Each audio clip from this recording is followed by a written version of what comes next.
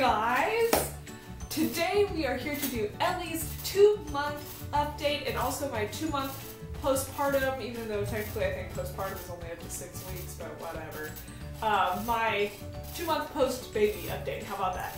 So, and if you hear that noise in the background, Ellie's right here in her rock and play and I'm rocking her with my foot, so it's kind of creaky. Sorry about that. But anyway, alright, let's go ahead and start with Ellie's 2-month update.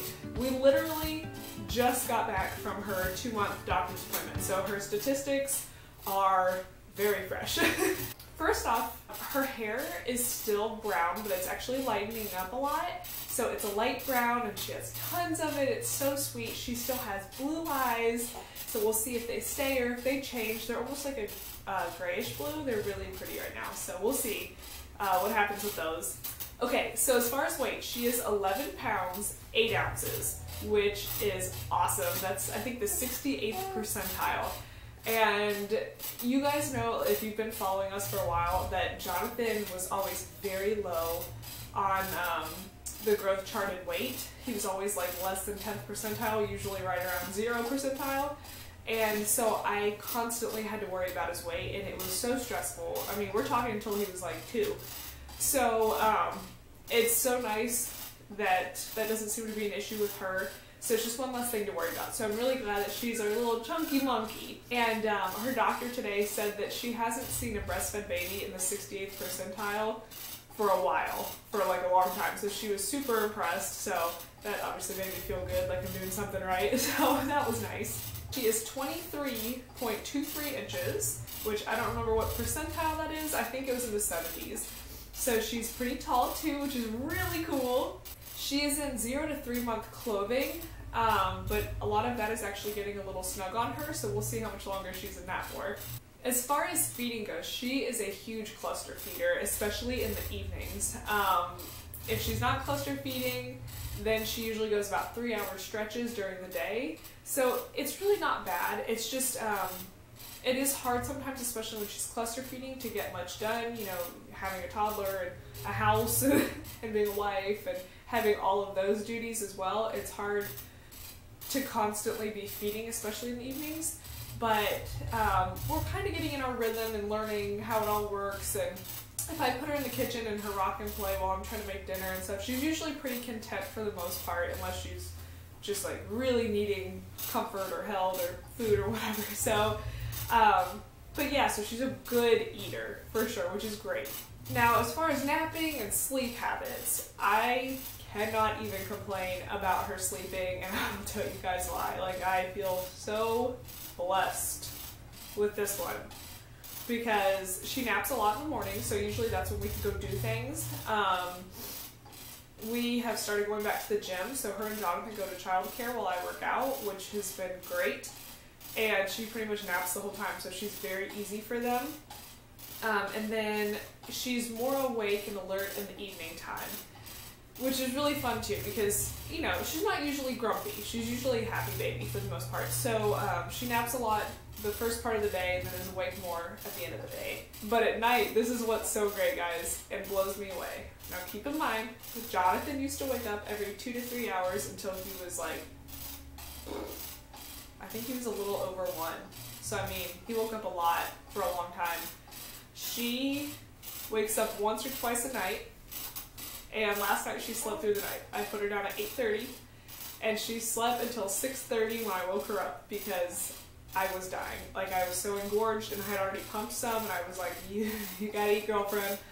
So, she's such a good sleeper, knock on wood, she stays like that. So she is a great sleeper, and I'm seriously so thankful for that. If she does wake up at night, I usually put her down around 8:30 every night, and she will sleep anywhere from until 1 to 3, maybe even 4 a.m. depending.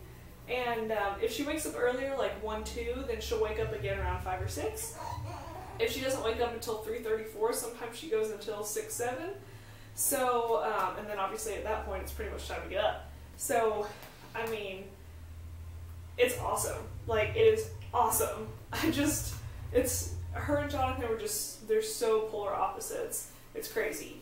Okay, so this past month she has started to smile, which is so sweet. When you talk to her, she'll smile and react. She's been cooing a lot, which is so precious. She'll make eye contact now, which is nice. She can focus in and look at you. She hates her car seat when you first put her in, but when we start driving, she usually goes to sleep, and she's actually done 2 long trips already. We did a trip down to Florida to see my brother, which is normally a 5.5 hour trip, but it took us, oh, good bird. It took us like 8.5.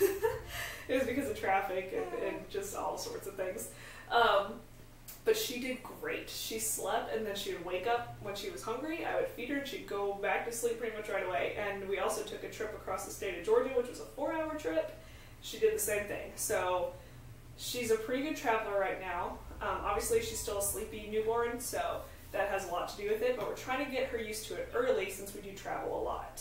Okay, so as far as my 2-month postpartum / post-baby update, I'm finally starting to feel normal again, and I'll tell you guys why it has taken so long. So, I mean, I don't know why this C-section was more painful than the last one. I feel like I've just been sore a lot longer this time around, and I still actually do have a little soreness on like either side of it, but it's not bad. It's just a little tender still on the inside. I can tell it's still tender if somebody's pushing against it. Like if Jonathan would run up and hug me real quick because his head's right at that level, that doesn't feel great. And there's still some soreness. But I've kind of had a little bit of a rough go this past month. So I ended up getting mastitis, and it was bad, and it came on so fast, which, I'm surprised I didn't get it with Jonathan because I had a huge oversupply then, and I did this time around too, and it's a lot easier when you have an oversupply to get a clogged duct, which then gets infected.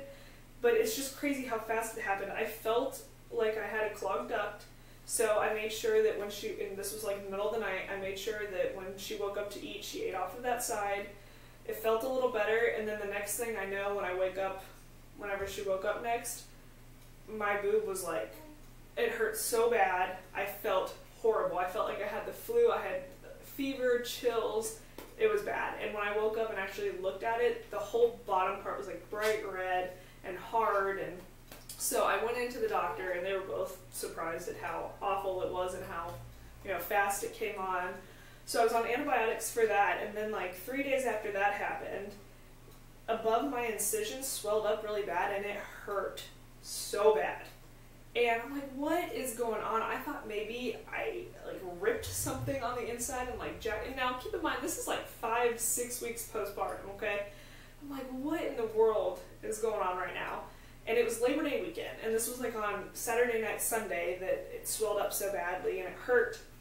And then they were closed Monday, so I went in first thing Tuesday morning, and I had cellulitis, which was weird because I was already on an antibiotic. So basically, he was like, well, just keep doing the antibiotic, and if it doesn't go away by the end of it, then we'll give you another one to continue doing antibiotic to get rid of it, which luckily it did go away with the antibiotic I was already on for mastitis, but that was not fun. That hurt really bad. That was not comfortable. I don't want to go through that again.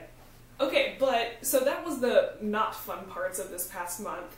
But on the positive side, 2 weeks ago, we started to go back to the gym. I started to go back to the gym, I just bring the kids.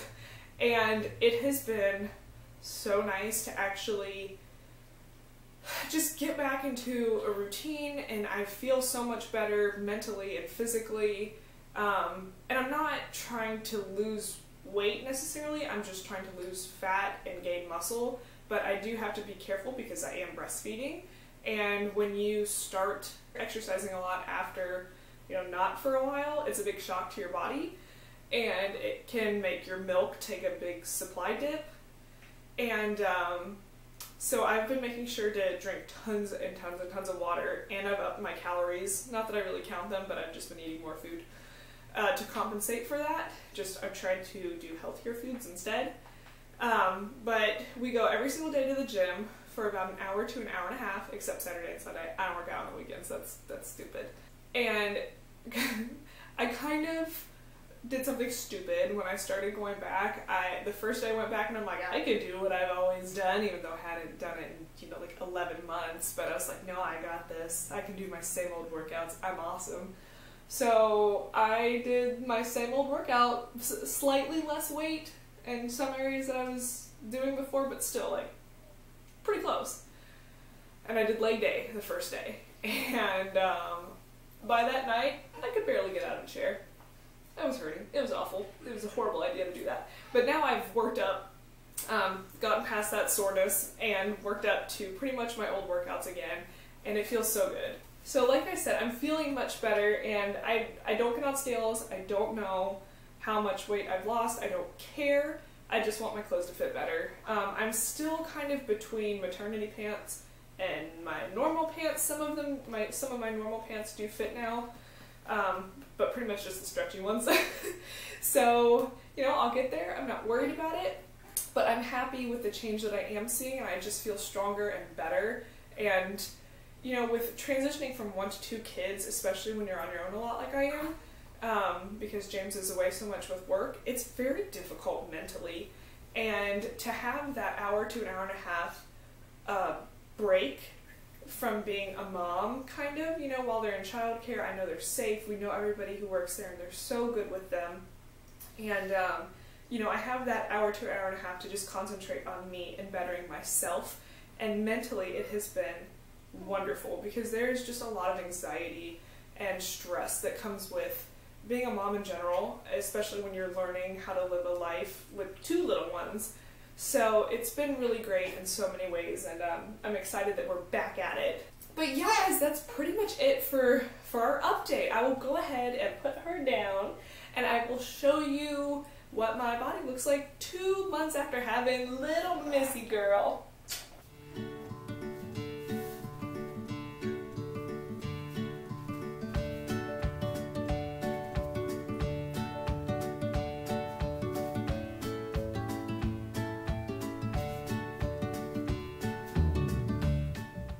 Alright guys, well that is it for our 2-month update. I hope you guys are doing great. Gonna try to make more videos soon. I've been stressed being a mom too, not gonna lie. So I'm trying to get back at it. Be patient with me. I am trying. But I hope to get more videos up for you guys soon, especially like vlogs and stuff, because those are so fun. But James is on vacation right now, so we're kind of just living our little family life and doing house renovations and stuff like that. So anyway guys, I will try to get there soon with more videos, but I hope you guys are doing great. I'm thinking about you, I'm praying for you, and I'll see you in my next video. Bye guys.